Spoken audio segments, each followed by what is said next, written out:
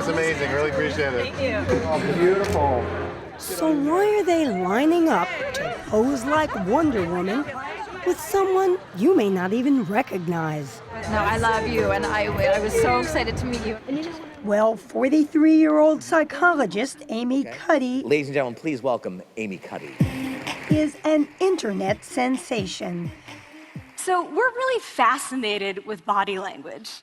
It all began when she was tapped to give a prestigious TED Talk in 2012. And we make sweeping judgments and inferences from body language.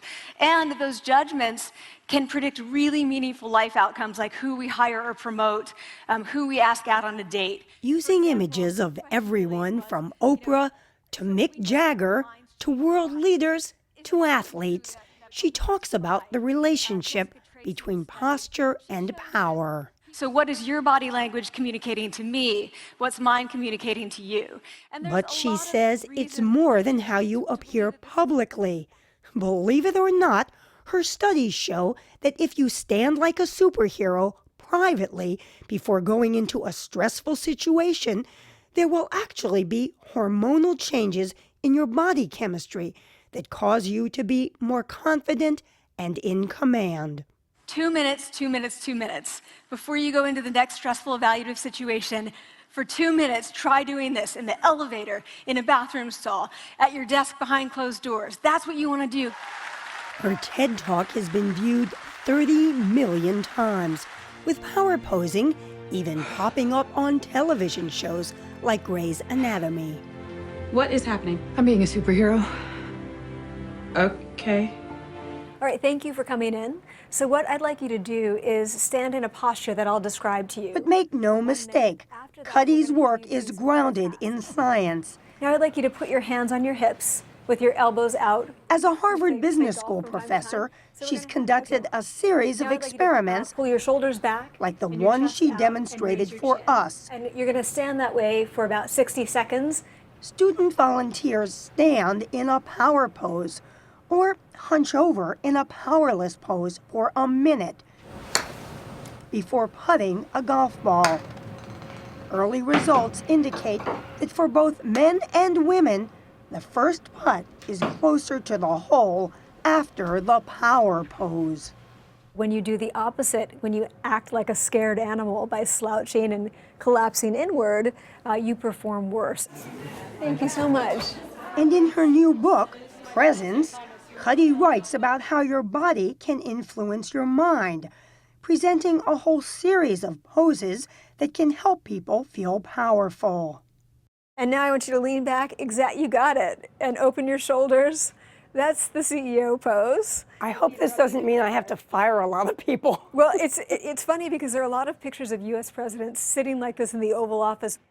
I thought she was on to some things that we don't verbalize. They're not, we won't write about it so much, but we notice it.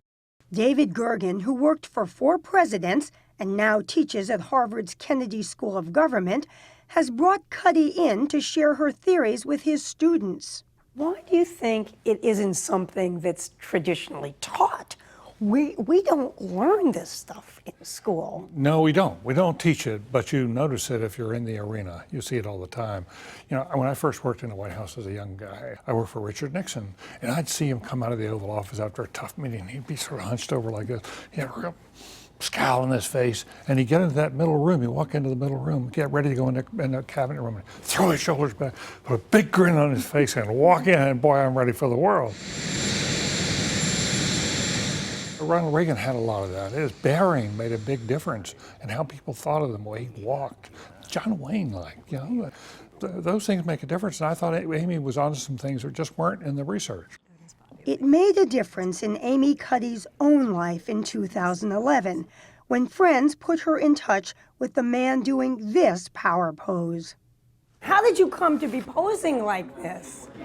There's no real good excuse.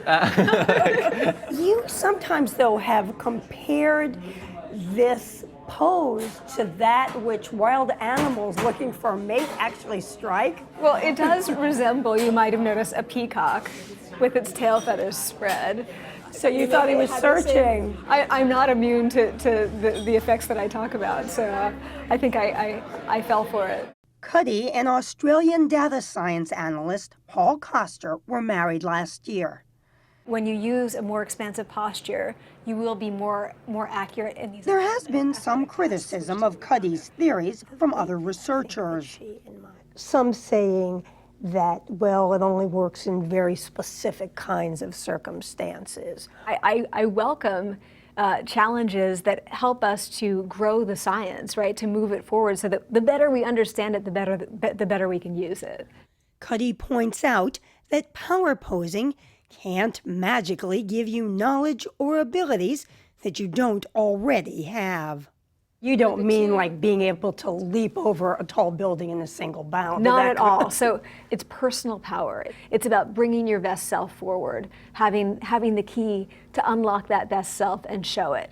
This is hardwired in one direction. Power leads to this kind of behavior. But what is really remarkable about Amy Cuddy is that she is able to do the work she does. While a sophomore in college, she was in a car crash. I was thrown out the side of the car, and I had a serious traumatic brain injury. You were told that you had a diminished brain function at one point. I had lost cognitive function. I mean, I had lost 30 IQ points, and I was told that I should probably figure out something else to do, that I was unlikely to finish college. But she powered through, going on to get a PhD in psychology from Princeton. Yet she had a secret. You say that you felt like an imposter, someone who didn't belong there. I absolutely Even though did. you've done all this work to get there. Yeah. For a long time, I had been thinking, not supposed to be here, not supposed to be here. And her dramatic confession of feeling like an imposter mesmerized the audience at her TED Talk when she spoke of trying to help a student with similar fears. She came in totally defeated, and she said, I'm not supposed to be here.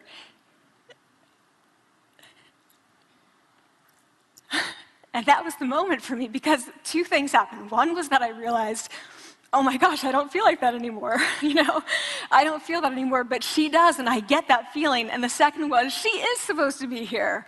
Like, she can fake it, she can become it. So I was like, yes, you are. You are supposed to be here, and tomorrow you're gonna fake it, you're gonna make yourself powerful, and you're gonna...